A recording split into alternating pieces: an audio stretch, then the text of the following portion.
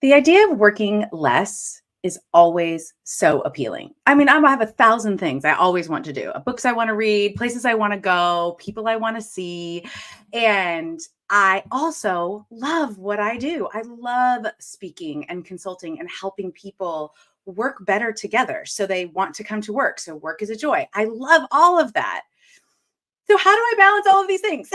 And so right now, in this very moment, I am considering how do I rework my schedule to not necessarily work fewer hours, although that would be fantastic. I'm not going to complain, but also to be able to work on the things that I know are mine to do, that are my best efforts, and allow other things to go to the wayside. And honestly, I'm a little scared. I spent this past weekend in an intensive with my coaches, and they suggested things that I'm like, I don't know if I can do that. But I also know that that change will create some freedom that I want. And I'm kind of curious if you've ever experienced that. Shelby, Jean, Gina, the other people who are listening, do you ever like get this way? Like, oh, I have to change something so I actually simplify and work a little less.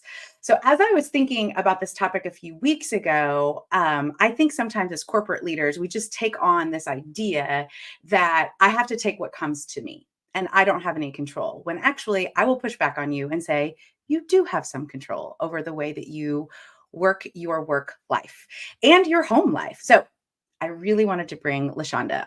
LaShonda Brown is a tech educator. She is a YouTube specialist. I mean, phenomenal woman in general. I got to meet her for the first time this past December at the Permission Slip Conference, heard her speak and talk a little bit about this. And I was like, I want her on the podcast. I want to, so you all can hear from her brilliance and goodness. So if you will welcome LaShonda Brown. Hello, everyone. Welcome. You're like, hi. I'm like, hello. When I'm in guest mode, I'm way more restrained. So if y'all want to see me unplugged, y'all go on over to Bootstrap Biz Advice. But I will be my best behavior on the LinkedIn. We're here. We're wearing a dress top. You know, we're being very serious. No need to hide the real. It's totally fine over here. It's really great. All good. But thank you for having me, for real. This is great. I am so glad that you're here. I'm really genuinely so excited to talk about this and hear from you. And before we jump into this topic about how we work less and work better and more streamlined, I'd love for you just to tell everybody, how did you get here? Tell us a little bit about yourself and how you came to start doing this work. Yeah, so I think people would be surprised to know that I have absolutely no formal tech training. Um, so I'll tell you some things that you won't see on my LinkedIn that are true stories. I really wanted to be on Broadway. So when I was Same. 7, oh, didn't we all really? Because I mean, very humble children. in my Twitter bio says I want my life to be a musical. I just need people to know. Yeah. Yeah, my first show was Oliver. I played a thief when I was 7. Loved that I got to be a pickpocket in public, and that was awesome. And, you know, over the years, I really enjoyed storytelling on stage. But then once I got my degrees in performing arts, performance, and production, and realized there was no money in owning a theater, had to pivot, you know, and married a filmmaker and thought we were going to film weddings. But I hate weddings, loved my own, but just as a concept, they're usually really bad and really long. And so we thought, you know, what can we do that won't have LaShonda in a closet during the reception? Because that happened. And, you know, what I settled on was, I think business people need to make better videos. There's a struggle happening there, and I think we can help them. And so that evolved into me taking on the role of the corporate film producer for our production company. And we've had TV commercials on ESPN, NBC, CBS, all the 9. And I think my favorite was having one of our mini docs in a national park. And so when you go in the park and you go in the lobby and you get acclimated in the little room, that was our video. And I just thought, man, this is great.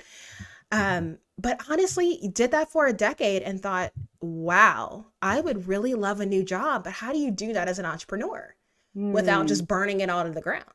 And so I thought, well, I've learned a lot about tech, running a small business for 10 years. And I really love to teach. Like my Mhm. parents, they call me tech support. And I've always been that kid to be like, girl, let me tell you how to do this. And so I just thought, I think I can get paid for that. And that's where it really came from, was this idea of, I think I can actually be paid to do the thing that I love to do. And Mm. YouTube became that forum for that. It's free. So, I mean, people can't really argue with free. And then I figured out how to monetize it. And so here we are. So now we have a team of 6 people, and we are cranking out an obscene amount of video content. And ultimately, the whole goal is to help service providers to work less and live more by leveraging tech and YouTube. And so I'm my own case study. I experiment all the time because I don't care. I'm just kind of, fearless in that regard. So I'll do it and let you know how it went. And we just test it out along the way. And it's a lot of fun, and it's helping a lot of people. And so that's really the long and short of it. So I say that to you all as an encouragement, that if you think that your favorite internet personalities always wanted to be in front of a camera, you're probably wrong. We had a very wavy path to get here, but we're grateful to be Yeah. paid now that we are Yeah. here. So that's the short story. I love that. I love finding out new things about you, and now I want to know what your favorite shows were, but we can have that conversation later.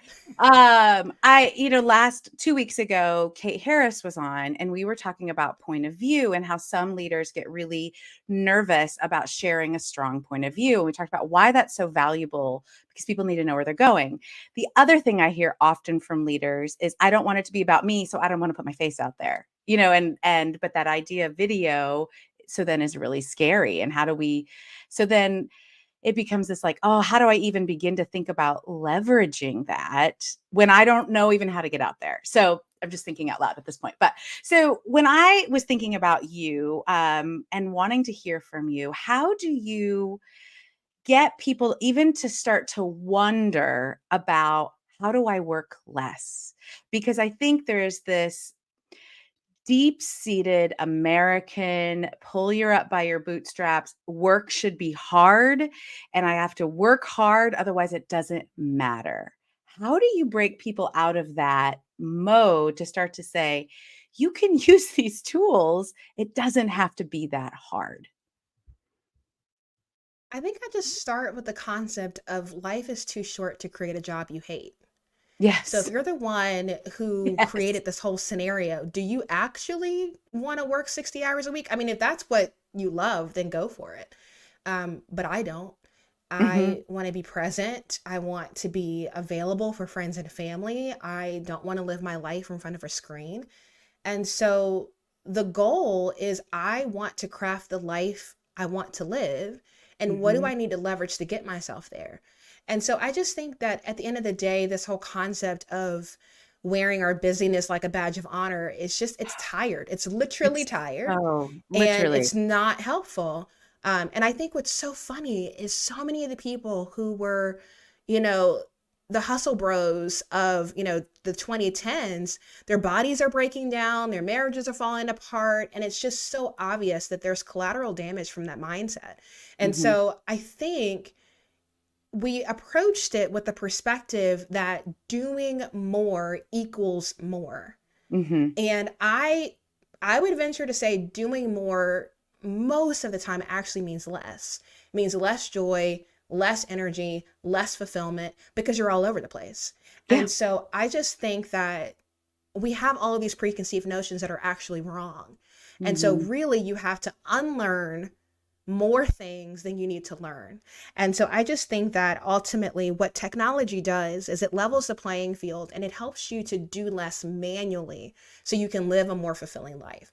I get a lot done. I just Mhm. don't do it all. And I Yeah. think that's the thing that people are really confused by. They're like, no, I definitely see you on the internet more than I did before. How is that possible? And I'm like, well, I could charge you and tell you exactly what. But here's the Let thing. me help, let me It's like, teach you. yeah, let me count the ways. I've got a course about that. No, I don't. But truthfully, it's like I am doing less myself. And Mhm. so I think the journey really started where I had to critically think about, what am I actually devoting my time to? And I say this in almost every speech I do. Um, Laura Casey said, time is the currency that we invest in what matters most. Yes. And I just think Yes. we are too quick to give our time away to things that don't matter and don't move us forward. And Mhm. so if you take that stuff off your plate, all of a sudden your schedule opens up and you start to have more margin to invest in the things that actually help you. And Yes. so I just think that a lot of people frankly need to give themselves more permission to say no Mhm. so that they spend Mhm. more of their time energized doing the things that they love than burn out with a bunch of obligations that nobody really asked them to do in the first place. Yes. Oh, the last part of that is so important. So, in the work that I do, I use the Enneagram as a personality framework, as a lot of a foundation to the work. And everybody will do this, but there are certain personality types that are so prone to doing all the work that nobody asks them to do. And it is detrimental not only to that person because they are working too hard in a way that isn't fruitful, but it's also a problem for the people that they're, I mean, honestly stealing from the opportunity to grow or the opportunity for somebody else to do that work that they actually don't want to do anyway, and they're taking it from them, and they don't see it like that. Right. Well, and the Shelby. thing about it is, it's like when you say no, you open the door for someone else to walk through and say Absolutely. heck yes. And so it's Absolutely. like, okay, what's going to happen? And I think it's harder to get people to relinquish their grip when they don't have a ton of opportunity. But the thing about it is, the last thing you want is for that dream opportunity to come along and you have no margin to factor it in. And so you are overbooked doing Mhm. things you hate. And then here's this dream opportunity, but there's no space, there's no room. There's no And so room. it's like, time you only have so much of it. Obviously, it's like, I have 20 little marbles, and who gets my marbles? Will I give them to my husband or my sister or my cousin? But it's like, I only got 20. Yeah. And so I think when people treat their time like it's something that can actually run out, and it's not a matter of, oh, I need to min max my schedule. It's like, no, I'm my best self when I work 20 hours a week. And when I go beyond that, things start to break down and suffer. Mhm. Like, you have to be honest with yourself and just allowing yourself to embrace your own humanity and to say, you know what, there are limits. I have a capacity. I'm Yes. not a robot, but I'll Yes. use robots to help me. Then go with that. You know what I Yes. mean? So I think the humility to just say, I can't do it all and nobody wants me to, Mm. is freeing. It's Yes. very freeing. It's so freeing. I mean, and Jean is saying, this question, how do I work in a way that's more fruitful? And Shelby reminding herself that no one asked you to do it. Like we sometimes jump in. And I think, especially in corporate America, we have this idea, I have to be seen. And there is an element of that is true. But I think it is better to be effective. And the more effective you are, when you get the outcomes that whoever is over you is looking for, and you do it with fewer resources and time, that's the way to be seen. And you're healthier. Like you got those Well, things and I accomplished. would venture to say too that it's not about being seen. I think Mm. that's a misnomer too. You Yeah. don't need to be seen. You just need a record of what you've done. That's Right? good. You could That's be good. tucked in a corner, killing it. And Mhm. I think the people that are clamoring for the attention are the ones who actually aren't getting the results. Like, no, Yeah. when you have an opportunity, I'll show you the data, I'll show you the return, I'll show you what I did. You Mhm. don't need to see me. I don't Mhm. need to be seen. I don't need you interrupting me every other minute. Like, no, like, don't see me. I'm not here. I'm getting it done. You know what I mean? And so I think there's that thing of like, when the opportunity presents itself, then you can show people more than you tell them. But ultimately, I see, when I look back on the opportunities that I've had, so many of them point back to, I had the data to back it up. It wasn't Yeah. about, you saw me do it. You saw the result and I could Mhm. show you the Yes. numbers. And like, Yes. that's what it comes down to. If you can show the return, if you can show the numbers, that does more than you using all of your energy trying to clamor to be seen. So it's not necessary. So you can take that off I your plate too. agree. I agree. And I think if you are the person in the leadership role who has a team and you start to think, well, I'm not seeing them do anything. I would love for you to question yourself about that. And like, well, what are the results that you're getting? Ask that person, hey, tell me how you're getting the results and have conversations with people. Don't just depend on your own vision, because we all have this bias way of seeing the world that needs to have more information and input to put into that to get clearer pictures, because we don't have the full perspective. We only have what we can see, which is why we ask other questions. I mean, I could talk about that for forever. So, but back to you. How could we, tell us a little bit about how you use the leveraging of YouTube, the leveraging of other kind of tech to give us just a little snippet of what that would look like in someone's life. Practically speaking, we know what it feels like to be asked the same question multiple times. Hi, I am a parent And and I was an educator. I know what that feels like at a sometimes we're core gracious level. about it. Oftentimes we're not. We want to burn it all down and say, please advise.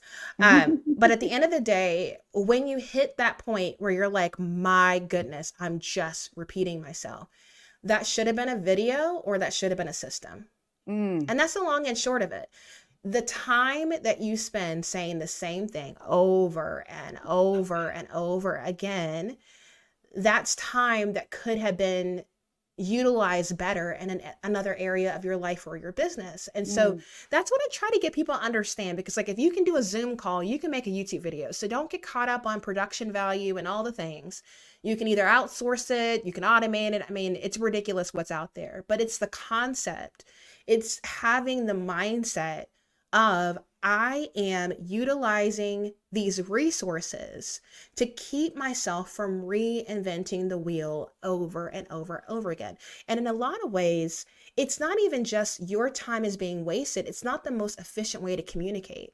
If you're mhm. trying to explain something in an email that if you had just recorded your screen could have been a 2-minute video versus 2 hours going back and forth, well Yes. then that's 2 hours back in your life. And so Mhm. I think for me, I utilize YouTube and technology as a solution to bottlenecks in my business, where I'm like, you know what, there's a tool that can do it faster, there is a video that can answer this more consistently, and that's what I need to do. And so my YouTube channel actually started out as a resource to my marketing clients when I had my marketing agency. And Oh, I I was love like, if they ask me one more time how to set up MailChimp to deliver a freebie, I'm going to shake my screen. We can do better, people. And so I recorded myself. I didn't even show my face. I was very kind in the voiceover, Uh, but I'm like, stop asking me the same question. yeah. And then I started to see more and more people were watching the videos. And eventually I had the courage to turn the camera around and show my face. But for years, didn't even show my face. Mm, And so, I was kind of a super user of Canva in the early stages, and that got me on their radar. And so mhm. now I'm a Canva verified expert, and I get to partner with them on educational opportunities. And it all just started with I am sick of getting the same emails. I'm done. You people are driving me nuts. And so it doesn't have to be this deep philosophical, this is my Mhm. calling on my life. It could literally be, if I make one video, I can send this out 20 times Yeah. and I just got 3 hours back in my life, And so I would just say ultimately, the perk of utilizing YouTube is it's the easiest way to share video content. And eventually, if you get enough people subscribed and enough views, you can actually be paid to market your business. Yeah. And nobody else is compensating creators like YouTube. And so the thought process of, oh my goodness, this platform is helping me to save time, and now they're paying me to post to it, and then people are buying from me because of it. Why not? Why not? It At is that so point, why logical. not? Yeah. Yeah. And so that's just for me. I can kind of see the pushback from maybe product-based businesses, but if you are someone who sells your time for money, I truly believe you should be on YouTube. You can Mhm. decide how you want to utilize it, but to me, it's a no-brainer. And so I Mhm. really try to educate people to like get out of your head that you have to be a filmmaker and just say to yourself, if I record myself saying this, I'm gonna save a lot of time. If I record myself saying this, I'm gonna save a lot of money. Yeah. And thus it's worth it. Thus it's worth it.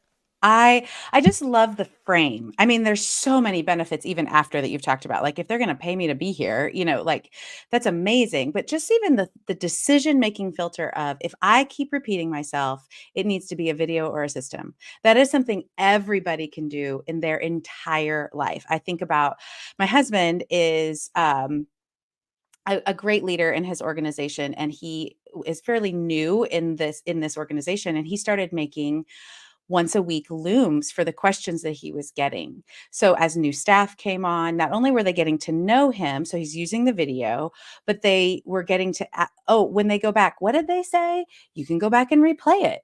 And so it's not just if you are, problem solvers like us, people who are doing service-based things, or I would think product-based people have a lot of questions they get all the time. Like, how do I open this box? I know I've got questions like a product, but I think all of us have the ability to think about what do I say over and over, and how can I turn that into a video that the user can go back and reuse too. Like if you say it just once without recording it, or even when you reread something, you're like, what? The video helps us all. So I think that's such a powerful frame of it should be a video or a system if you're doing it over and over and over again. And it's time for us to stop. I so want to keep talking to you as always, like in any conversation, but particularly around this. I am so excited to have introduced you to the people who are with me. And so can you tell us, how can we continue to learn from you, find you? If this is your website right here. Tell us all the things.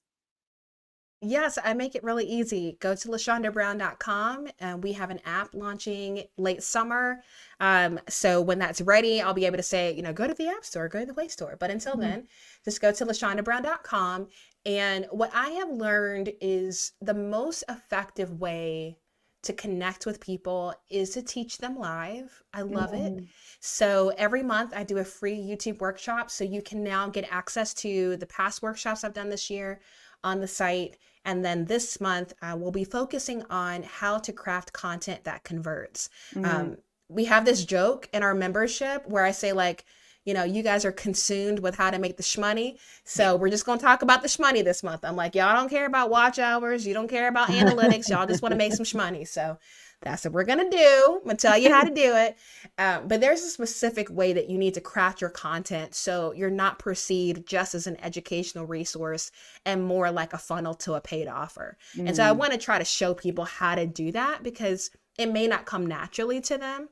And so that way it'll help them to generate more income from their channel, even if they don't have a large audience. I love it. So grateful for you being here. LaShondaBrown.com. It's LASHONDA Brown.com. So grateful for you being here.